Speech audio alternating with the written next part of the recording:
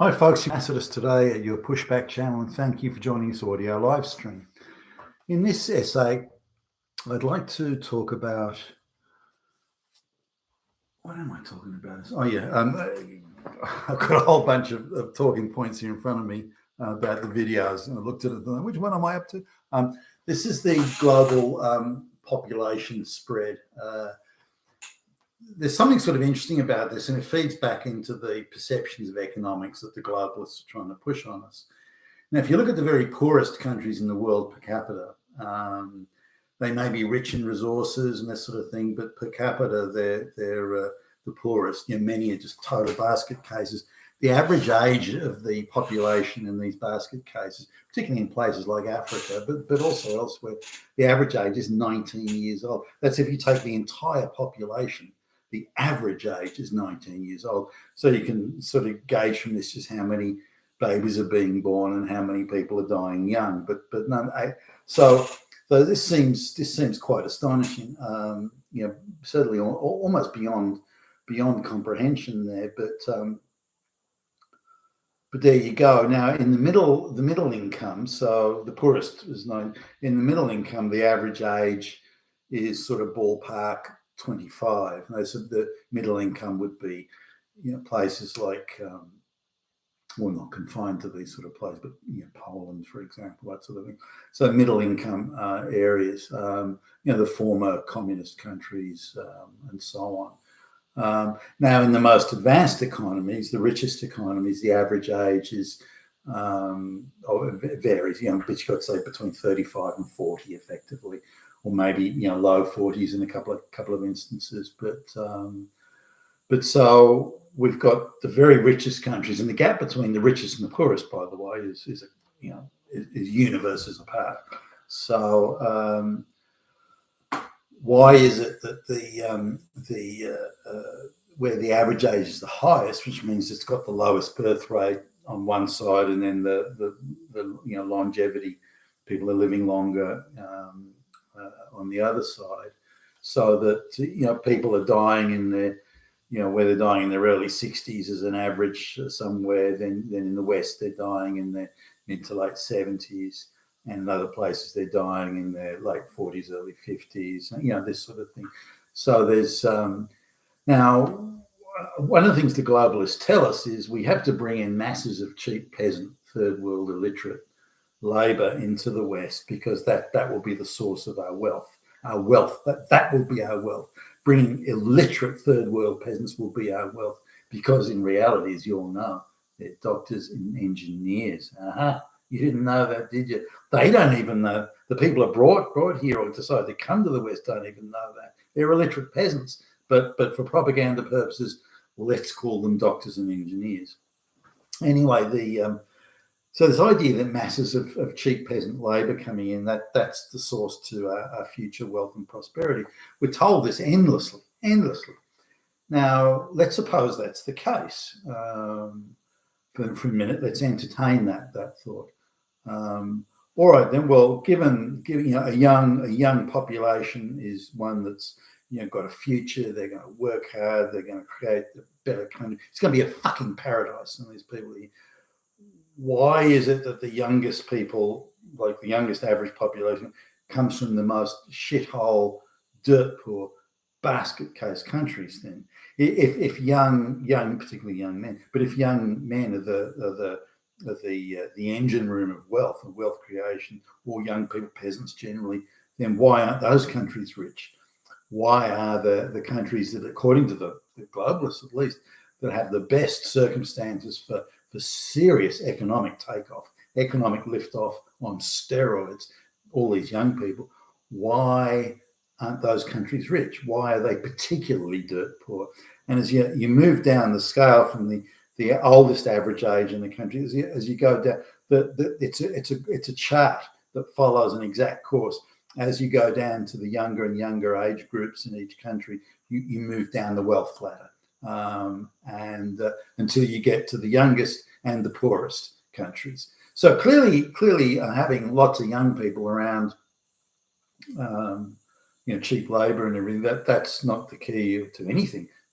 Otherwise, those countries will be rich. But in every case, not one or two, one here, one there, but in every case where you have an unusually young population relative to the rest of the world as an average, where you also have a basket case economy. The two go absolutely hand in hand. And the exact reverse is the case where you have, the oldest age groups are either the richest or the fastest growing economies, either one. And so the two go together there. Now, the argument, among many arguments, the argument is that the West is aging rapidly, and that if we don't bring out all these illiterate third world peasants who hate white people and have been told white people are all Nazis, great way for a society to get on, that is, then we've got to bring these people in. That's the only way for prosperity. Without that, we can't have any prosperity in the future. Now, this is of course arrant nonsense, but we're being sold these lies upon lies to say this is it. Now, it's clearly not, and I would say these people will never integrate. I think the entire Western world will be balkanized, which is possibly what the globalists want anyway. And their main purpose is to crush white society, but and the blacks and the peasants from the third world are being used just for that purpose.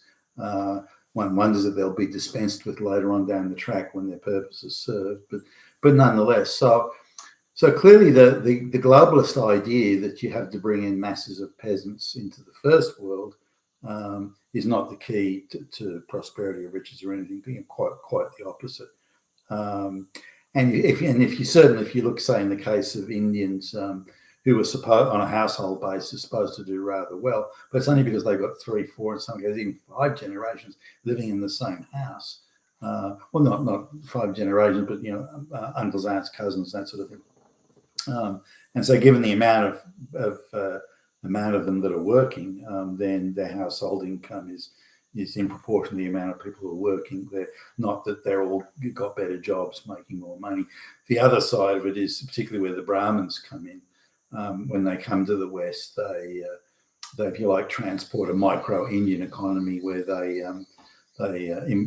bring over peasant workers to work in their takeout food stores and this sort of thing, and put them up 20 to a room in some apartment that they've bought, and then use various taxation offsets so that they're not paying tax and so on. So the Indians are doing that all over the world and doing rather well out of it.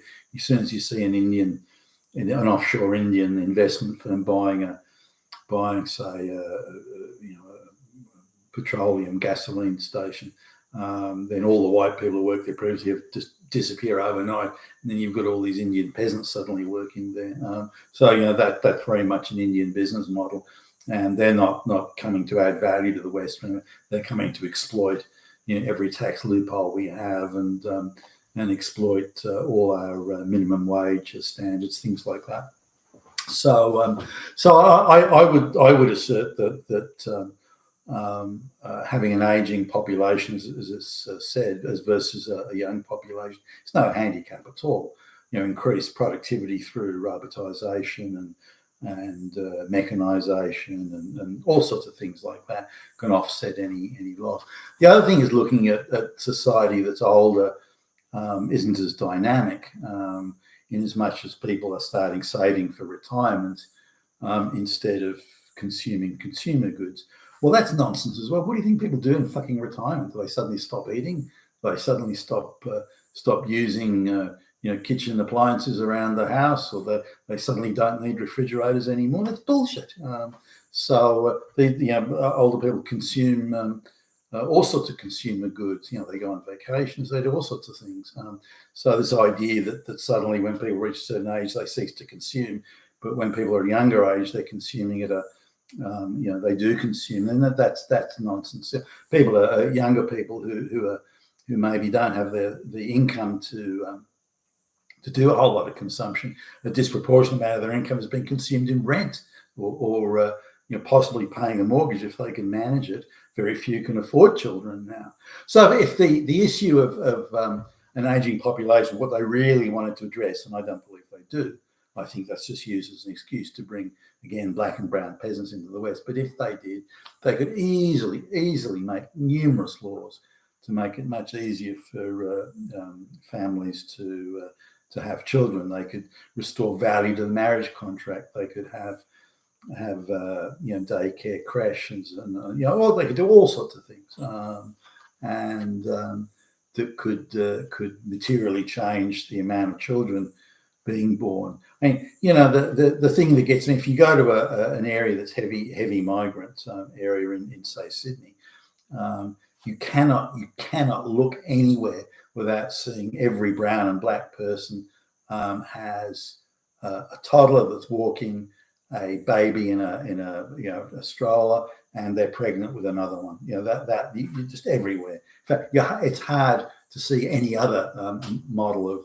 So now these people can't all be managing directors or presidents of the local bank or something. So that they must have enough money to do that. They don't look like they're wealthy, all of them, but they certainly aren't letting procreation stop because they don't have the resources to look after the children. So they're clearly able to do it, and so we're seeing a disproportionate amount of new births in the West now, and certainly in Australia.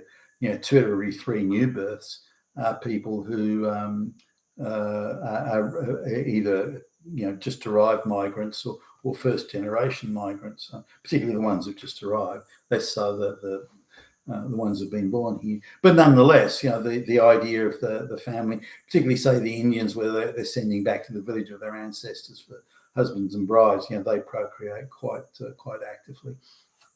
So this idea again of age being an issue, the West has created this problem, getting women to work, making out that marriage is, as the feminist activists say, marriage is a caged hell for women. I mean, what a load of nonsense. I mean, fuck. Very Marxist activists are aligned that. The communists used it in the Soviet Union when they're trying to get women to go to work in the factories when they're industrializing. Marriage is a caged hell. Do you want to be chained to the kitchen, or do you want to lead the revolution, and this sort of stuff? So really, my take on this is that bringing young people into the West doesn't create any dynamic at all. Far from it.